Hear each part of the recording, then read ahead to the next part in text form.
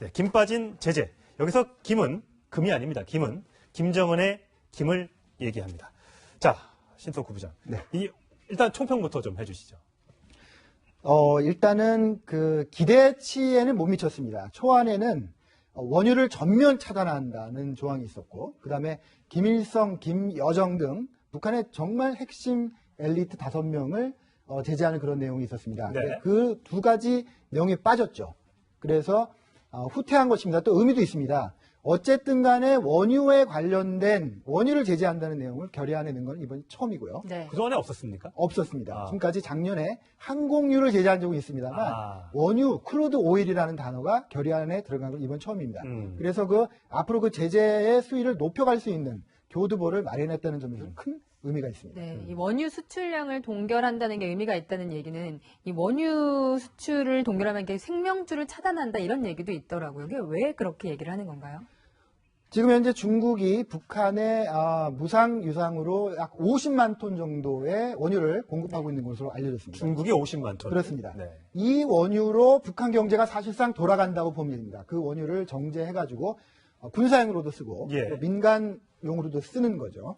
근데 지금 문제는 이번 결의안이 그 정도 선은 일단 유지하도록 허용했기 때문에 지금 들어가는 양만큼은 인정해준다. 네. 네. 예. 그러나 더 늘리지는 마라 이렇게 한 거죠. 예. 그러나 앞으로 점점 더 북한이 또 이제 도발을 하면 결의안이 또 강도가 세지죠. 네. 그래서 지금은 400만 배럴 정도는 인정한다는 건데 네. 만약에 다음에 300만 배럴, 200만 배럴 이렇게 제재의 강도를 높일 수 있는 겁니다. 근데 문제는 중국에서 들어가는 게 50만 톤일 뿐 알게 모르게 다른 나라에서 무상으로 또 밀수로 들어오는 원유도 좀 있는 거 아닙니까? 그거를 차단하지 못한다면 과연 대북 제재안에 담긴 원유 이 400만 배럴로 제한하는 게 효과가 있다고 볼 수 있을까요? 맞습니다. 당장 중국이 지금 무상으로 주는 50만 톤이 지금 제한한 400만 배럴에 포함되어 있냐 안 돼 있냐도 지금 문제거든요. 예.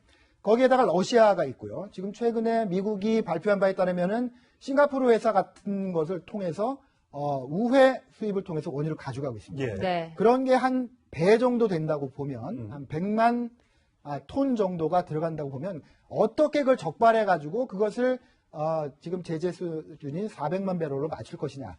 여기에 제재 이행에 핵심 포인트가 있다고 할 수 있습니다. 네, 저희 지금 김빠진이라고 했는데 지금 김정은과 김여정이 제재안에서 빠졌잖아요. 여기서 중국이 아주 큰 역할을 했다고 해요. 그렇습니다. 중국을 포함해서 중국과 네. 러시아가 아마 아주 강력하게 미국에 요청을 했을 것 같습니다. 강력하게요. 네, 김정은 이름은 빼달라. 네. 그 뒤에는 북한이 있겠죠. 북한이 굉장히 강력하게 요청을 했을 것 같습니다. 왜냐하면 북한은 어떻습니까? 수령 절대주의 사회라고 하죠. 김정은은 신에 가까운 존재입니다. 그러니까 김정은의 이름이 유엔 결의안에 들어갔다고 하는 순간 북한은 가만히 있을 수가 없는 거죠. 왜냐하면 네. 그거 자체가 수령에 대한 모독이기 때문에 북한은 가만히 있을 수 없고 아마 그렇게 되면 외무성 직원들이 다 총살당할 가능성도 있습니다. 그러니까 필사적으로 우리 김정은 수령의 이름만은 빼달라 이렇게 네. 중국과 러시아를 압박했고 중국과 러시아는 크루드 오일이라는 조항이 들어가도 좋다. 김정은의 이름 빼달라라고 필사의 협상을 벌였을 가능성이 높습니다. 그러니까 지난번에 원래 초안에 김정은의 이름이 이제 담길 수도 있다고 했지 않습니까? 네.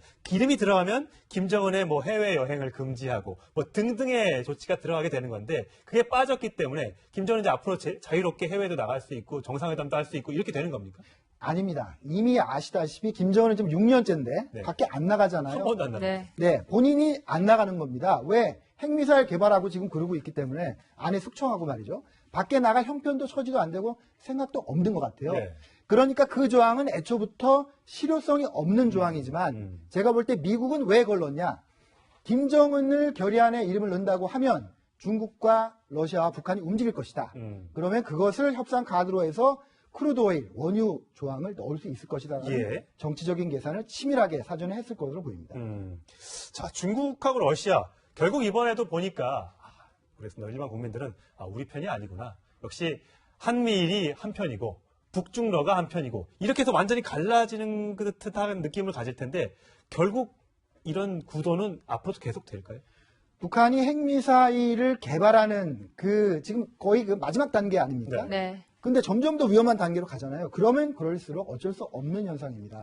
한미일은 그걸 막기 위해서 뭉칠 수밖에 없는 거고요. 중국과 러시아는 어쨌든 북한을 싸고 돌고 그 한미일의 공세를 막을 수밖에 없는 방어적인 위치에 있는 것이죠. 중국과 러시아는 기본적으로 북한에 대해서 지정학적인 이해관계를 가지고 있지 않습니까? 예. 또 북한이 붕괴되거나 남한에 흡수될 경우에 가장 큰 피해를 보는 두 나라 아니겠습니까? 그래서 당분간은 어쩔 수 없는 현상이다. 이렇게 보여집니다. 자, 일단 김정은 이름은 빠졌지만 어쨌든 대북 제재 결의안에 원유 이제 수입이 금지되는 걸 넣어놨기 때문에 북한 쪽에서 이제 어떤 반응을 보일지가 궁금합니다. 또다시 ICBM 도발을 해서 뭐 진짜 괌 인근에 미사일을 떨어뜨린다든지 뭐 이렇게 도발을 할 가능성이 있어 보입니다. 일단 어제 외무성이 성명을 냈죠. 그래서 네. 강력하게 비난하는 성명을 냈습니다. 오늘 북한이 어떤 반응을 보일지가 상당히 중요한 것 같습니다. 네. 근데 북한은 어쨌든 그 원유를 전면 중단한다거나 아니면 반으로 깎는다거나 이런 조치는 피한 그런 상황이기 때문에 ICBM 실사거리 발사 같은 가장 강력한 보복 수단을 쓰지는 않을 것 같습니다. 그렇지만 어쨌든 원유가 결의안에 들어갔고 만장일치로 유엔 결의안이 통과됐기 때문에 과거의 사례를 따르자면 어떤 형식으로건 이 결의안을 핑계대서 자기들의 핵미사일 개발에 필요한 뭔가 도발을 할 것으로는 예측이 되고 있습니다. 네, 이미 그 광물 등은 수출이 금지돼 있잖아요. 앞으로 이런 섬유 같은 분야의 수출에도 좀 영향을 미치게 될까요? 네, 이번 결의안에서 섬유 수출을 막아버렸죠. 네. 그 전에 어떻습니까? 지난번 결의안에서 광물과 또 수산물을 네. 전면 중단하지 않았습니까? 그래서 유일하게 북한 권력 집단이 밖에 뭔가를 팔아서 달러를 조달할 수 있는 유일한 수단이 두 가지가 있습니다. 직물 수출과 네. 그다음에 해외 노동자 파견이죠. 예. 이번 결의안 두 가지를 막아버렸습니다.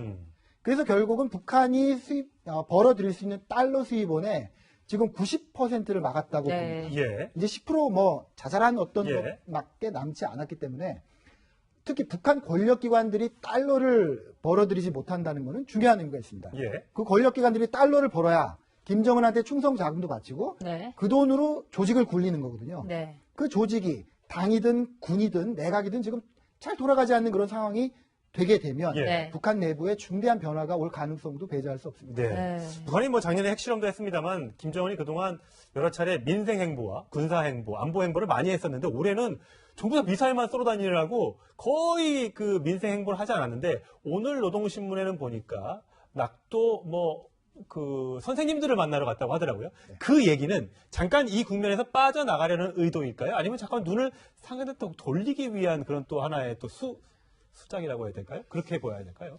뭐 좀 여담 같습니다만 한국 언론들의 지적이 큰 영향을 주지 않았을까. 네. 얼마 전에 보도가 났죠. 지금 김정은 아버지 김정일만 해도 굉장히 경제 시차를 중요시했습니다. 예, 그래서 저 지금 나가고 있는 게 예. 오늘 노동신문에 실린 낙도에서 이제 근무하는 선생님들을 만난 그 사진입니다. 오늘 노동신문 저게 떡하니 실렸거든요. 그렇습니다. 매번 군복 입은 사람들과 사진 찍다가 오늘 한복 입은 어머니들과 사진을 찍었네요. 지난해부터는 거의 뭐 핵미사일 관련된 것만 돌아다녔으니까 예. 그걸 우리 언론 지적을 했고 그러니까 아이고 이거 참 저런 데도 좀 가야겠네라고 생각해서 네. 가능성이 우리 때문이다. 있는 거죠. 예, 네. 그렇군요. 북한이 상당히 그 한국 언론에 민감하게 반응합니다. 네. 그렇군요. 그런가 하면 어제는 이 평양을 방문한 제1교포 여성 대표단을 위한 연회를 마련했다고 하는데 그 의도가 좀 궁금해요. 왜 하필 제1교포 여성들을 이렇게 극진하게 대접을 했을까?